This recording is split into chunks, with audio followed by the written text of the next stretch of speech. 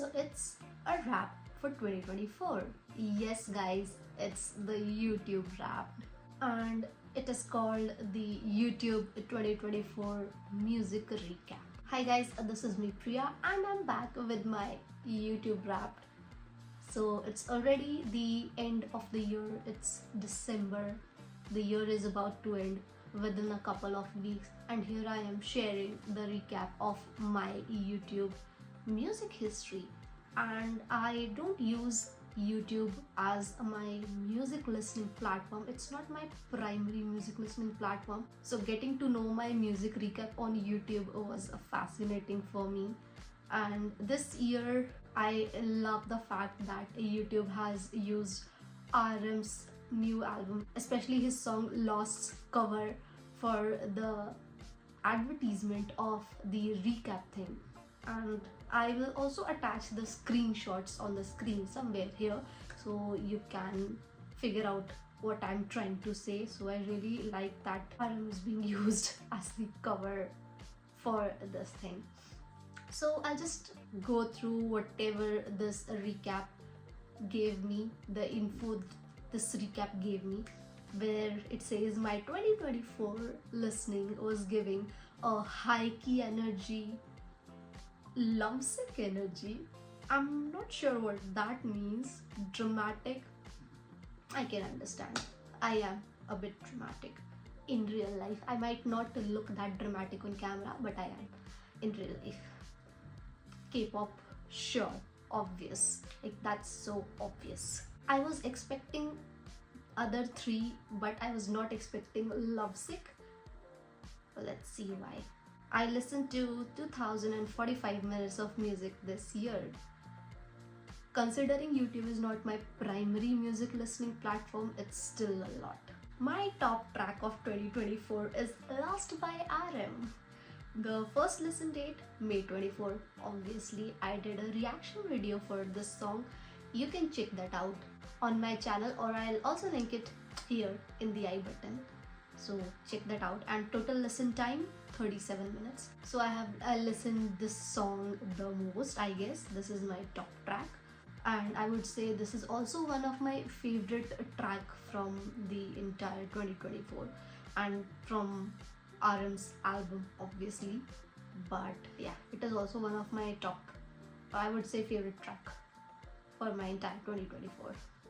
I'm goddamn lost. Yeah, the song signifies me, that's why. Next is my top 5 tracks of 2024. Obviously Lost, RM. 7 listens. Okay, I thought I listened it more, but yes, YouTube is not my primary song listening platform, so I guess. Then Tere Lai by Bubble Rai. Okay, considering that my recap was giving K-pop energy, there is only one K-pop track in my top 5. So yeah. However, the other 4 tracks, I love them equally. For example, Tere Lai by Bubble Rai, I really like this song. It's an old song, it's not the recent release. However, in past year I have kind of liked to listen to this song a lot more. So I guess that's why it's in my top 5. Then next is Aisi Lagi Lagan. I don't know how many people know this, but in past couple of years I have gotten into devotional music a lot more. And how did that happen? I don't know. No idea. But yeah, I did got into devotional music, whether it's instrumental or it's bhajans or it's mantra, different type of mantra. And yeah, I have gotten into devotional music quite a lot in past couple of years. So maybe that's why the other 3 songs are all devotional. One is Aisi Lagi Lagan. I really recommend you to listen to the song if you haven't. It's one of my top picks for any sort of bhajan if you wanna try this genre. The next is पता नहीं किस रूप में आकर नारायण मिल जाएगा. It is by Swati Mishra. I really like her songs. She does a lot of devotional covers and a lot of devotional songs. So yeah, I really like her voice and the way she presents the devotional tracks. She doesn't keep it very old school. She makes it very much palatable to today's generation, yet not taking away the essence of actual core bhajan. So I really love that about her. Last is Radharani by Nandalal Changa. I really love this track as well. However, I haven't listened to this one in, I guess, quite a few months. So yeah, but seems like even in a little or a short period of time I might have listened to this song a lot more than I can recall of. Moving to my top artist. My top artist, BTS. No shockers there. I'm not shocked at all. I was expecting this. It's just that the hours, it says 6 hours. I was expecting a lot more. It says 46 songs. I was expecting at least 80 to 100. I don't know. But then obviously it's not my primary platform for music. So I guess that says it all. So yeah, that's my top artist for the year. And yeah, I love them. I love their music. I enjoy their music. Even though they are like majority of the members are serving in military right now, they are still the top. And no one can replace them, not in near future. I'm not sure for far away future, but in near future I don't see anyone replacing them. Because considering their vast discography and their vast genres, I don't think anyone will be able to replace them for next, I guess, 5 years at least. But you might never know. You might never know what future holds. However, this is what I can see for now. Next is, I was in the top 4% of BTS listeners. Okay, that was not expected. I thought I'll be maybe in like top 20%, but top 4%, I'm flattered. I listen to 4x as much as the average listener. I don't know what that means. Maybe you're right. Maybe. Now my top 5 artists of 2024 are BTS, obviously, which we have already discussed, and then RM. Okay, so I am not sure why they are listed separately. It might be because I listened to a lot of RM songs separately, like his solos. So that might be the reason why he is my second most listened artist for 2024. Then Nandalal Changa, obviously because of his song Radharani. Then Nazim Ali because of his bhajan called Aisi Lagi Lagan. And as I said, that it is one of my most preferred bhajans. Whenever I want to listen to a devotional song, that is my first choice. So yeah, that's why I guess he is in the top. And Swasti Mehul, because just like Swati Mishra, Swasti Mehul is also known for a lot of her devotional covers and devotional songs. So maybe that is one of the reasons. But apart from devotional tracks, she also does like new rendition of a lot of classic songs. So yeah, that also may be the contributing factor why she's in my top 5. But yeah, I do love her voice. That's all. Moving to my listening timeline. My 2024 listening timeline, it says May was my top month with BTS. Obviously, because in May, RM released his new track, or I would say new album, and during that time I was also listening to the other solos and other of the BTS group songs a lot. In May, I also had Lost on repeat. I was actually lost in the track, so that's why it was on repeat. And October was all about more mellow, thoughtful tracks. Maybe because from October it starts, the autumn season starts, and people say that during fall or autumn we are more in the mellow mood. Maybe that's why. And I don't know what other things were making me mellow, but yeah. November was my most adventurous month. Why? Like, you should also mention the reason, YouTube. I don't know why November was my most adventurous month. But okay, whatever you say. My music character, the tortured poet. It says I'm a complicated soul who isn't afraid to get all into my musical feels. Okay, that I understand. I am like little complicated when it comes to my music taste, because I have seen people, if they like certain genre, they like certain genre.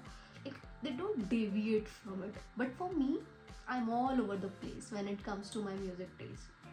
Like, I listen to a lot of K-pop, but then I listen to a lot of devotional songs, and suddenly I want to listen to old retro Hindi songs. Can you imagine? My favorite track is from the black and white movies era.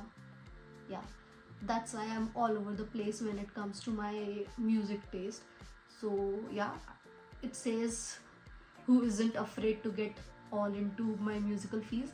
Yeah, I do not get afraid while getting into any musical genre. I love to discover new music, new artists, new genres. I love to experiment, I love to explore. However, it says my musical character is the tortured poet. I would just like to mention that I have seen many other people sharing their YouTube recap or YouTube Wrapped online, and I see many people got this character, the tortured poet. Like, I have seen at least 10 other people. So I don't know what's up with YouTube, that YouTube is giving only this character to so many people. Or I might be the one who's getting to know so many people who have got the same character as mine. No idea. Now my top podcast, Rotten Mango by Rotten Mango, Stephanie Su. I know. Seems like I have spent my most time on her podcast, because she does cover a lot of real life cases, serious crimes and not so serious things as well. She also does a lot of novel covers, like where she recites like storyline of a novel, or she also does episodes where she recites storyline of a drama or of a show. So yeah, I love her channel. I follow all three of her channel religiously. I actually love her style of podcast. In her podcast, it's not a lot of hocus pocus, it's just no hodgepodge. It's very smooth. I really like it. It's also kind of interactive because you constantly have her husband's voice going on in the background, so it actually creates a very interactive approach to the podcast. So I really love that, and I have clearly spent a lot of time, like 2263 minutes. Obviously her podcasts last for at least an hour, like minimum an hour, goes up to 2 or 3 hours with her recent few cases. So yeah, again, my top 5 podcast, Rotten Mango, 37 hours, you can imagine. Then Baking a Mystery, yes, Miss Mango Butt is again Stephanie Su. Then Moral of the Story is again Stephanie Su. My top 3 podcast channels, or I would say the type of podcast, is all by Stephanie Su. Then the next will be Figuring Out with Raj Shamani. Yes, in starting of the year, I have listened to a lot of Raj Shamani podcasts. So understood. Then YouTuber special, The Motormouth. Recently, I have gotten into The Motormouth's podcast, so I have listened to few of her podcasts. That might be the reason, but I guess there should be other podcast channel here instead of The Motormouth, because I have listened to that channel's podcast a lot more, which is Ranbir Allahwadia's channel, The Ranbir Show, TRS. So I guess that should be here because I think I have spent more time on that channel compared to the Motormouth. That's my take, just my take. My musical moods: energizing 10%, uplifting 12%, chill 13%, dramatic 24%. Okay, I am dramatic. Love 38%. How? I don't know. Finally, the overall recap says my musical character, the tortured poet. I'm a complicated soul who isn't afraid to get all into my musical feels. Then my top artist, BTS, RM, Nandlal Changa, Nazim Ali, Swasti Mehul. My top tracks: Lost, Tere Light, Aisi Lagi Lagan, Pata Nahi Kis Roop Mein, and Radha Rani. My total time spent on music: 2045 minutes. This was my YouTube recap for 2024, and I'm not sure about next year because even this year I wasn't planning to use YouTube as my primary music platform, but it so happened that there are still 2045 minutes of music listening on YouTube. So I don't know what will happen in the next year. I hope good things happen. This video was just me yapping about my YouTube recap. Why, when, how, just these things about my YouTube recap. I just wanted to share it with you all. I don't know how many people were interested in this kind of video, but I just wanted to try something different, and hence I'm sharing this with you all. I hope you enjoyed it. Let me know in the comment section what your YouTube recap or even Spotify recap says about you.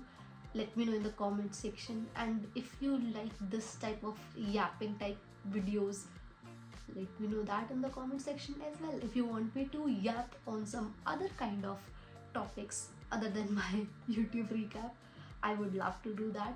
I love talking.